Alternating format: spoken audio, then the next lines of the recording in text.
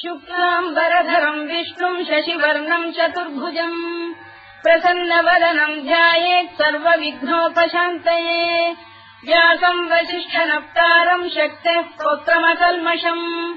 पराशरात्मजम् वन्दे शुकतातम् तपोनिधिम् व्यासाय विष्णुरूपाय व्यासरूपाय विष्णवे नमो वै ब्रह्मनिधये वासिष्ठाय नमो नमः अविकाराय शुद्धाय नित्याय परमात्मने सदैकरूपरूपाय विष्णवे सर्वजिष्णवे यस्य स्मरणमात्रेण जन्म संसारबन्धनात् विमुच्यते नमस्तस्मै विष्णवे प्रभविष्णवे ॐ नमो विष्णवे प्रभविष्णवे श्रीवैशम्पायन उवाच श्रुत्वा धर्मानशेषेण पावनानि च सर्वशः युधिष्ठिरः शान्तनवम् पुनरेवाभ्यभाषत युधिष्ठिर उवाच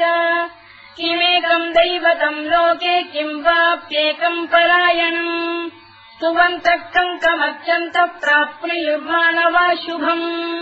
को धर्मः सर्वधर्माणाम् भवतः परमो मतः किम् जपन्मुच्यते जन्तुर्जन्म संसारबन्धनात् श्रीभीष्म उवाच जगत्प्रभुम् देवदेवमनन्तम् पुरुषोत्तमम् स्तुवन्नाम सहस्रेण पुरुषस्तततोत्थितः तमेव चार्चयन् नित्यम् भक्त्या पुरुषमव्ययम् ध्यायम् स्तुवन् नमस्यम् च यजमानस्तमेव च अनादिनिधनम् विष्णुम् सर्वलोकमहेश्वरम् लोकाध्यक्षम् स्तुवन् नित्यम् सर्वदुःखातिगो भवेत् ब्रह्मण्यम् सर्वधर्मज्ञम् लोकानाम् कीर्तिवर्धनम् लोकनाथम् महद्भूतम् सर्वभूतभवोद्भवम् एष मे सर्वधर्माणाम् धर्मोऽधिकतमो मतः यद्भक्त्या पुण्डरीकाक्षम् स्तवैरच्चेन्नरः सदा परमम् यो महत्तेजः परमम् यो महत्तपः परमम् यो महद्ब्रह्म परमम् यः परायणम् पवित्राणाम् पवित्रम् यो मङ्गलानाम् च मङ्गलम् दैवतम् देवतानाम् च भूतानाम् यो व्ययक्रिया यतः सर्वाणि भूतानि भवन्त्यादियुगागमे यस्मिंश्च प्रलयम् यान्ति पुनरेव युगक्षये तस्य लोकप्रधानस्य जगन्नाथस्य भूपते विष्णोर्नाम सहस्रम् मे शृणु पापभयापहम् यानि नामानि गौणानि विख्यातानि महात्मनः ऋषिभिः परिगीतानि तानि वक्ष्यामि भूतये ऋषिर्नाम्नाम् सहस्रस्य वेदव्यासो महामुनिः छन्दोऽनुष्टुप् तथा देवो भगवान् देवकीसुतः अमृतांशुद्भवो बीजम् शक्तिर्देवकीनन्दनः त्रिसामाहृदयम् तस्य शान्त्यर्थे विनियुज्यते विष्णुम् जिष्णुम् महाविष्णुम् प्रभविष्णुम् महेश्वरम् अनेकरूपदैत्यान्तम् नमामि पुरुषोत्तमम् अस्य श्रीविष्णोर्दिव्यसहस्रनामस्तोत्रमहामन्त्रस्य श्रीवेदव्यासो भगवान् ऋषिः अनुष्टुप्छन्दः श्रीमहाविष्णुः परमात्मा श्रीमन्नारायणो देवता अमृतांशोद्भवो भानुरिति बीजम् देवकीनन्दन श्रेष्ठेति शक्तिः उद्भवः क्षोभणो देव इति परमो मन्त्रः धर इत्यस्त्रम् रथाङ्गपाणिरक्षोभ्य इति नेत्रम् त्रिसामासामजः सामेति कवचम् आनन्दम् परब्रह्मेति योनिः ऋतुः सुदर्शनकाल इति दिग्बन्धः श्रीविश्वरूप इति ध्यानम् श्रीमहाविष्णुप्रीत्यर्थे सहस्रनाम जपे विनियोगः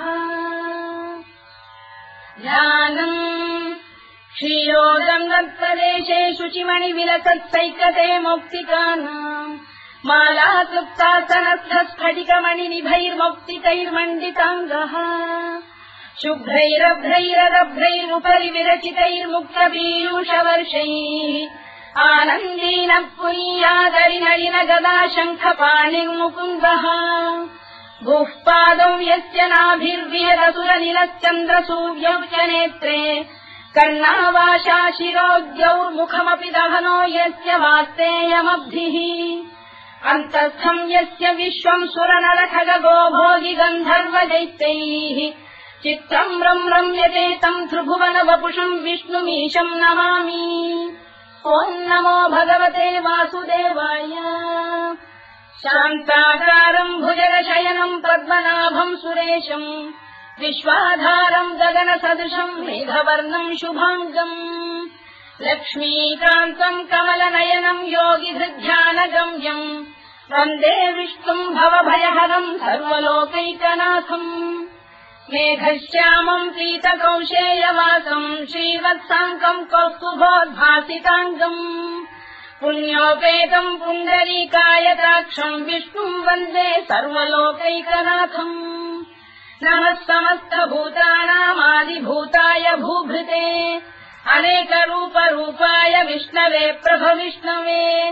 सशङ्खचक्रम् सकिरीटकुण्डलम् सपीतवस्त्रम् सरसीरुभेक्षणम् सहारवक्षस्थलशोभिकौस्तुभम् नमामि विष्णुम् शिरसा चतुर्भुजम्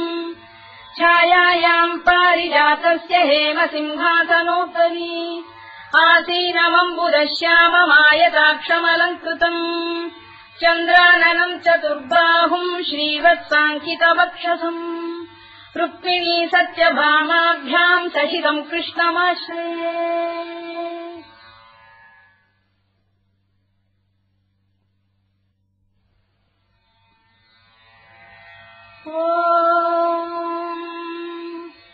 विश्वम् विष्णुर्वषत्कारो भूतभव्यभवत्प्रभुः भूतकृद्भूतभृद्भावो भूतात्मा भूतभावनः भूतात्मा परमात्मा च मुक्तानाम् परमागतिः अव्ययः पुरुषः साक्षी क्षेत्रज्ञोऽक्षर एव च योगो योगविदाम् नेता प्रधानपुरुषेश्वरः नारसिंहवपुः श्रीमान् केशवः पुरुषोत्तमः सर्वः शर्वः शिवस्थाणुर्भूतादिर्निधिरव्ययः सम्भवो भावनो भर्ता प्रभवः प्रभुरीश्वरः स्वयम्भूः शम्भुरादित्यः पुष्कराक्षो महास्वनः अनादिनिधनो धाता विधाता धातुरुत्तमः अप्रमेयो ऋषिकेशः पद्मनाभोऽमरप्रभुः विश्वकर्मा मनुस्पष्टा स्थविष्ठस्थविरो ध्रुवः अग्राह्यः शाश्वतः कृष्णो लोहिताक्षप्रदर्दनः प्रभूतस्त्रिकसुधाम पवित्रम् मङ्गलम् परम् ईशानप्राणदप्राणो ज्येष्ठः श्रेष्ठः प्रजापतिः हिरण्यगर्भो भूगर्भो माधवो मधुसूदनः ईश्वरो विक्रमी धन्वी मेधावी विक्रमक्रमः अनुत्तमो दुराधर्षः कृतज्ञकृतिरात्मवान् सुरेशः शरणम् शर्म विश्वरेता प्रजाभवः अधः संवत्सरो व्यालप्रत्ययः सर्वदर्शनः अजः सर्वेश्वरः सिद्धः सिद्धिः सर्वादिरच्युतः वृषाकपिरमेयात्मा सर्वयोगविनिसृतः वसुर्वसुमनः सत्यः समात्मा संविदः समः अमोघः पुण्डरीकाक्षो वृषकर्मा वृषाकृतिः रुद्रो बहुशिरा बभ्रुर्विश्वयोनिः शुचिश्रवाः अमृतः शाश्वतस्थाणुर्वरारोहो महातपाः सर्वगः सर्वविद्वानुर्विश्वरवित्कविः लोकाध्यक्षः सुराध्यक्षो धर्माध्यक्षः कृताकृतः चतुरात्मा चतुर्व्यूहश्चतुर्दंष्टश्चतुर्भुजः भ्राजिष्णुर्भोजनम् भोक्ता सहिष्णुर्जगदादिजः अनघो विजयो जेता विश्वयोनिः पुनर्वसुः उपेन्द्रो वामनः प्रांशुरमोघः शुचिरूर्जितः अतीन्द्रः सङ्ग्रहः सर्गो धृतात्मा नियमो यमः वेद्यो वैद्यः सदा योगी वीरः माधवो मधुः अतीन्द्रियो महामायो महोत्साहो महाबलः महाबुद्धिर्महावीर्यो महाशक्तिर्महाद्युतिः अनिर्देश्य वपुः श्रीमान् अमेयात्मा महात्रिधृत् महेश्वासो महीभर्ता श्रीनिवासः सताङ्गतिः अनिरुद्धः सुरानन्दो गोविन्दो गोविदाम्पतिः मरीचिर्दमनो हंसः सुपर्णो भुजगोत्तमः हिरण्यनाभः सुतपाः पद्मनाभः प्रजापतिः अमृत्युः सर्वदृक्सिंहः सन्धाता सन्धिमान् स्थिरः अजो दुर्मर्शनशास्ता विश्रुतात्मा सुरारिः गुरुर्गुरुतमो धाम सत्यः सत्यपराक्रमः निमिषो निमिषस्रग्वी वाचस्पतिरुदारधीः अग्रणी ब्राह्मणी श्रीमान् न्यायो नेता समीरणः सहस्रमूर्धा विश्वात्मा सहस्राक्षः सहस्रपात् आवर्तनो निवृत्तात्मा संवृतः सम्प्रवर्धनः अगत्संवक्तको गम्भीरनिरोधरणीधरः सुप्रसादप्रसन्नात्मा विश्वधृत् विश्वभुग्विभुः सत्कर्ता सत्कृतः साधुर्जन्धुर्नारायणो नरः असङ्ख्येयो प्रमेयात्मा विशिष्टः शिष्टकृच्छुचिः सिद्धार्थः सिद्धसङ्कल्पः सिद्धिदः सिद्धिसाधनः वृषाही वृषभो विष्णुर्वृषपर्वा वृषोदरः वर्धनो वर्धमानश्च विविक्तः श्रुतिसागरः सुभुजो दुर्धरो वाग्मी महेन्द्रो वसुदो वसुः नैकरूपो बृहद्रूपः शिपिविष्टप्रकाशनः ओजस्तेजोद्युतिधरः प्रकाशात्मा प्रतापनः वृद्धः स्पष्टाक्षरो मन्त्रश्चन्द्रांशुर्भास्करद्युतिः अमृतांशुद्भवो भानुः शशबिन्दुः सुरेश्वरः औषधम् जगतः सेतुः सत्यधर्मपराक्रमः भूतभव्यभवन्नाथः पवनः पावनो नरः कामः कामकृत्कान्तः कामः कामप्रदप्रभुः युगादिकृद्युगापत्तो नैकमायो महाशनः अदृश्यो व्यक्तरूपश्च सहस्रजिदनन्तजित् इष्टो विशिष्टः शिष्टेष्टः शिखण्डी नभुषो वृषः क्रोधः क्रोधकृत्कर्ता विश्वबाहुर्महीधरः अच्युतः प्रतिथः प्राणदो वासवानुजः अपाम् निधिरधिष्ठानमप्रमत्तः प्रतिष्ठितः स्कन्दः स्कन्दधरो धुर्यो वरदो वायुवाहनः वासुदेवो बृहद्भानुरादिदेवः पुरन्दरः अशोकस्तारणस्तारः शूरः शौरिर्जनेश्वरः अनुकूलश्च तावर्तः पद्मी पद्मनिभेक्षणः पद्मनाभोरविन्दाक्षः पद्मगर्भः शरीरभृत् महर्भिर्वृद्धो वृद्धात्मा महाक्षो गरुडध्वजः अतुलशरभो भीमः समयज्ञो हविर्हरिः सर्वलक्षणलक्षण्यो लक्ष्मीवान् समितिञ्जयः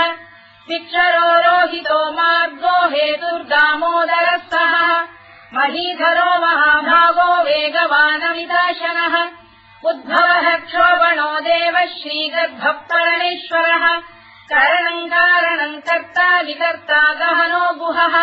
व्यवसायो व्यवस्थानः संस्थानस्थानदो ध्रुवः परधिक्परमस्पष्टः तुष्टः पुष्टः शुभेक्षणः रामो विरामो विरतो मार्गो नेयोनयोनयः वीरः शक्तिमताम् श्रेष्ठो धर्मो धर्मविदुत्तमः वैकुण्ठः पुरुषः प्राणदः प्रणवपृतुः हिरण्यगर्भः शत्रुघ्नो व्याप्तो वायुरधोक्षजः ऋतुः सुदर्शनकालः परमेष्ठी परिग्रहः उग्रसंवत्सरो दक्षो विश्रामो विश्वदक्षिणः विस्तारस्थावरस्थाणुप्रमाणम् बीजमव्ययम् अर्थोऽनर्थो महाकोशो महाभोगो महाधनः अनिर्विण्णस्थविष्ठो भूर्धर्मयूपो महामखः नक्षत्रनेमिर्नक्षत्री क्षमः क्षामः समीहनः यज्ञयुज्यो महेज्यश्च क्रतुः सत्रम् सदाम् गतिः सर्वदर्शी विमुक्तात्मा सर्वज्ञो ज्ञानमुत्तमम् सुव्रतः सुमुखः सूक्ष्मः सुघोषः सुखरः सुहृत् मनोहरोजितक्रोधो वीरबाहुर्विदारणः स्वापनः स्ववशो व्यापी नैतात्मा नैककर्मकृत् वत्सरो वत्सलो वत्सी रत्नगर्भोधनेश्वरः धर्मकुद्धर्मकृद्धर्मी सदसक्षरमक्षरम् अविज्ञाता सहस्रांशुर्विधाता कृतलक्षणः गभस्तिरेविस्तप्तः सिंहो भूतमहेश्वरः आदिदेवो महादेवो देवेशो देवभृद्गुरुः उत्तरो गोपतिर्गोप्ता ज्ञानः सोमपो मृतपः